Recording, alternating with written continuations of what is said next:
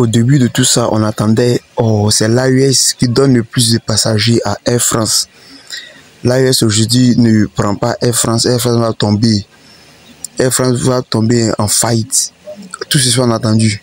La France va tomber, la France va faire des grosses pertes. La France sera, à travers Air France, sera en faillite. Tout ça on a entendu. Des pays de l'AES, du Mali, du Burkina, du Niger.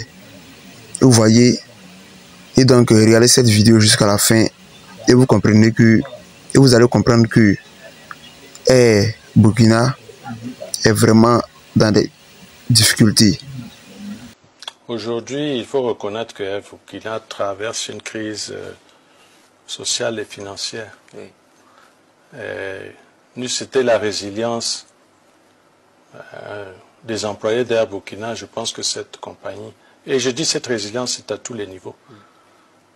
Le problème aujourd'hui qu'on a, c'est qu'on a un seul avion qui est exploitable.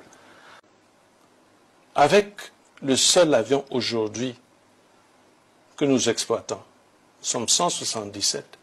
Il faut reconnaître la résilience des travailleurs d'Air Burkina. Et là, c'est l'occasion pour vous de lancer un appel aux autorités à se réveiller et à prendre le problème au sérieux. Certes. Quand on regarde des compagnies à l'extérieur, comme Air Sénégal, où le président Macky Sall inaugure les avions et donne 200 à 300 milliards. Air Côte d'Ivoire. Air Côte d'Ivoire, où le président Ouattara donne 200 à 300 milliards. Air Côte d'Ivoire. Air Côte d'Ivoire, où le président Ouattara donne 200 à 300 milliards. Le président Ouattara donne 200 à 300 milliards. Ou que, comme Rwandais, oui, où le président Kagame, qui lui-même inaugure les avions et donne 400 milliards. Mais est-ce qu'Air Burkina, il ne faut pas travailler à sauver la compagnie? Il faut travailler à sauver, oui, parce qu'il ne faut pas voir Air Burkina en lui-même. C'est quand même l'image du Burkina Faso. Exactement. Non seulement c'est l'image du Burkina Faso, mais il faut... Vous voyez, quand on dit que les pays de l'AES sont des pays de propagandistes, c'est ça, c'est ce qu'ils prouvent. Pendant tout ça, ils ont fait des tapages par-ci par-là, des tapages par-ci par-là. On ne peut même pas entendre les gens intelligents parler. C'est ces propagandistes-là qui parlent à tout moment sur les réseaux sociaux.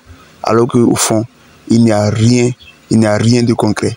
Toujours, comme le disait Thomas Sankara, le vrai révolutionnaire, il disait qu'ils sont forts en théorie, mais zéro dans les pratiques.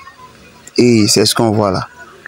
Toujours là en train de dire des choses imaginaires, mais qui ne rapportent rien à leur pays. C'est de ça qu'il s'agit, c'est ce qui est la vérité. Ah, ciao, M. B225.